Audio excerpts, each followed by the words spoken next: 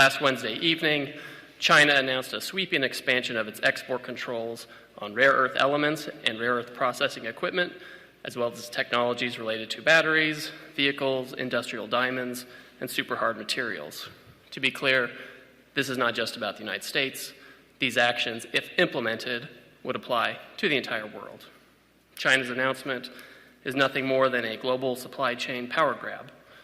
While China has taken a number of retaliatory trade actions against the United States, Europe, Canada, Australia, and others in recent years, this move is not proportional retaliation. It is an exercise in economic coercion on every country in the world. At its core, China's new measures include a rule saying that any product of which more than 0.1% of minerals consist of minerals mined or processed in China, one must seek approval from the Chinese government before trading it. Since many important semiconductors, for example, have these critical minerals, and semiconductors are in nearly everything, this rule gives China control over basically the entire global economy and the technology supply chain. Many are suggesting that China's action is simply posturing for leverage in negotiations with the United States. While that may be one element of China's approach, it's obvious that these controls are part of a broader plan by China to control the world's supply chains. And these controls are wildly out of proportion to any targeted actions by the United States or its allies over the past few months. And make no mistake, this is China versus the world. They have put these unacceptable export controls on the entire world. China is a command and control economy, and we and our allies will neither be commanded nor controlled. They are a state economy, and we are not going to let a group of bureaucrats in Beijing try to manage the global supply chains. As Ambassador Greer said, we had a document and an agreement in Geneva, and magnets were flowing quite well. Some U.S. auto companies have called us in the past week and said that there had been a slowdown in magnets.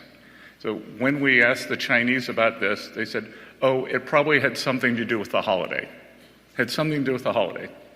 So they can't be trusted with the global supply chain. Had something to do with the holiday.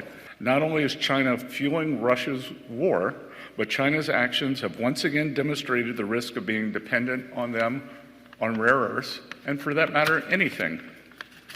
If China wants to be an unreliable partner to the world, then the world will have to decouple. The world does not want to decouple. We want to de-risk. But signals like this are signs of decoupling, which we don't believe China wants. And again, we do not want to decouple. We should work together to de-risk and diversify our supply chains away from China as quickly as possible.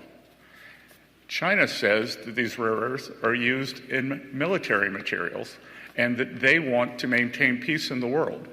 Again, it is the purchase of Russian oil by China that fuels the Russian war machine. China buys 60%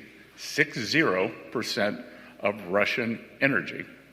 China's highly provocative move comes after we've made significant efforts to de-escalate tensions. While there are substantial actions we could take, we'd rather not. I believe China is open to discussion, and I am optimistic that this can be de-escalated. Ultimately, we are confident in the strong relationship between President Trump and President Xi. We've had substantial communication with the Chinese over the past few days, and we believe that there will be more forthcoming this week